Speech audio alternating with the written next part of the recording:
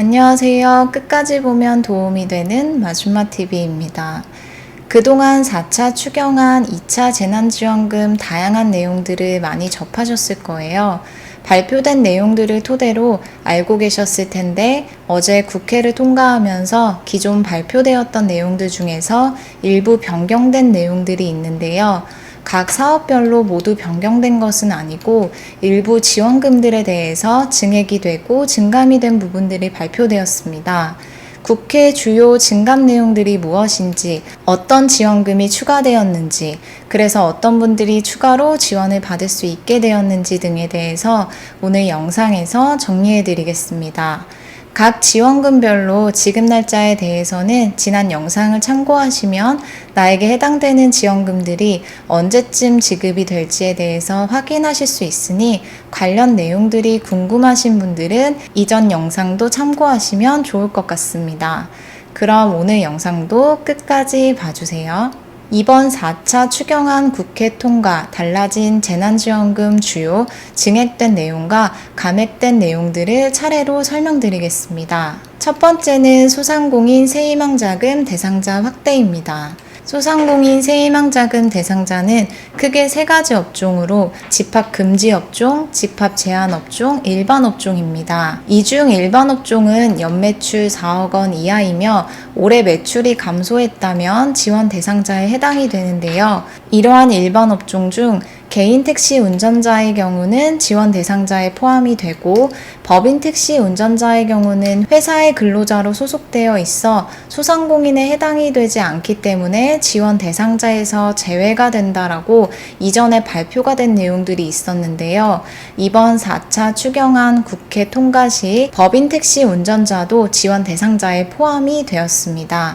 감염병 사태로 인해서 승객이 감소하여 생계에 어려움을 겪고 있어 소득이 감소한 법인 택시 운전자에게도 1인당 100만 원 지원을 위해 총 810억 원이 지원된다라는 내용이 추가되었습니다. 법인 택시 운전자는 20년 6월 말 기준 9만 명 대상 근속 기간 및 매출 감소 여부 등을 확인한 후에 지원됩니다. 그 다음 확대된 소상공인 세희망자금 지원 대상자는 집합금지업종의 유흥주점과 콜라텍도 추가로 지원 대상자에 포함이 되었다라는 내용입니다.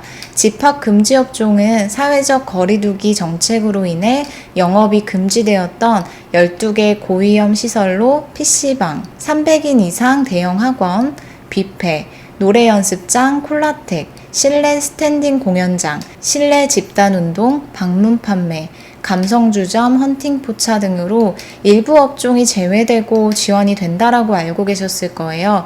그리고 이번 4차 추경안 국회 통과 이전에는 그 일부 업종이 유흥주점과 콜라텍으로 해당 업종들은 지원 대상자에서 제외가 된다라고 발표되었었으나 해당 소상공인에 대해서도 세희망자금이 확대되었다라는 내용이 4차 추경안 본회의 통과 시 발표되었습니다.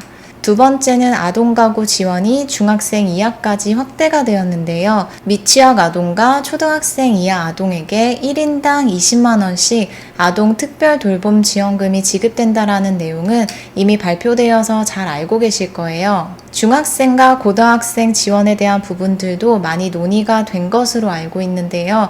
이번 4차 추경 국회 확정 시 중학생 학년기 학생들까지 지원금을 지급하기로 결정되었습니다. 만 13세에서 15세 아이들에게 1인당 15만 원씩 비대면 학습 지원금을 지급합니다. 총 138만 명을 대상으로 휴교 및 원격 교육 등 중학생 아이들 가정의 부담 완화를 위해 비대면 학습을 지원합니다.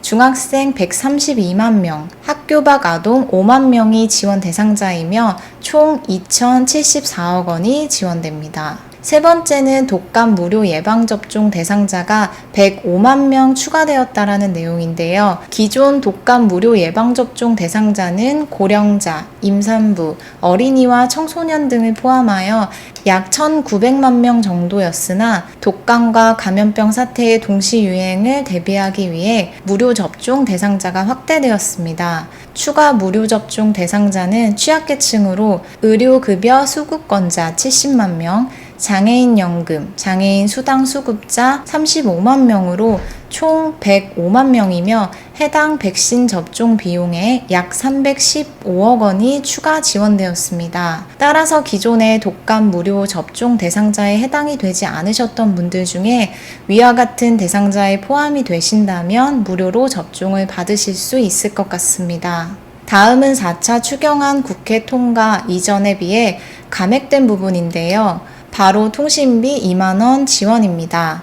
기존에는 만 13세 이상 전 국민을 대상으로 통신비 2만원을 지급한다고 발표했었는데 이번 국회 확정을 통해서 지원 대상자가 변경되었습니다. 만 16세에서 34세, 그리고 만 65세 이상으로 대상자가 조정되었습니다. 통신비 지원 대상자를 고등학생, 학령기, 청년, 어르신 등 소득이 크지 않은 계층을 중심으로 대상자가 조정되었는데요. 중학생 만 13세에서 15세 아이들의 경우는 통신비 지원 대상자에서는 제외가 되었지만 앞서 말씀드린 1인당 15만원을 지급하는 비대면 학습활동비 지원이 추가되었기 때문에 중학생 자녀를 두신 분들은 이 부분도 함께 참고하셔서 보시면 좋을 것 같습니다. 약 2,039만 명을 대상으로 통신비 부담 2만 원을 지원하며 지원 방식은 별도의 신청 절차 없이 다음 달 부과되는 이번 달 요금을 차감해주는 방식으로 지원됩니다. 즉 9월분 요금을 10월 요금에 2만 원 차감해줍니다. 주요 내용들 위주로 알아봤는데요. 오늘 내용에서 상세하게 다루지는 않았지만 감염병 사태로 인해 국민 전체 인구 20%인 1,037만 명분 백신 확보를 위해 구매 비용 1,839억 원을 반영했고 그 밖에는 어려운 이 시기에 여러모로 많이 헌신하고 있는 의료진들을 위해 상담과 치유 및 교육 훈련 비용 등 지원을 위해 총 179억 원을 추가 지원했으며 또한 사각지대에 놓인 아동학대 아이들을 보호하기 위해 상담 치료 인력 및 전문기관 심리치료 지원을 위해 총 47억 원을 지원합니다.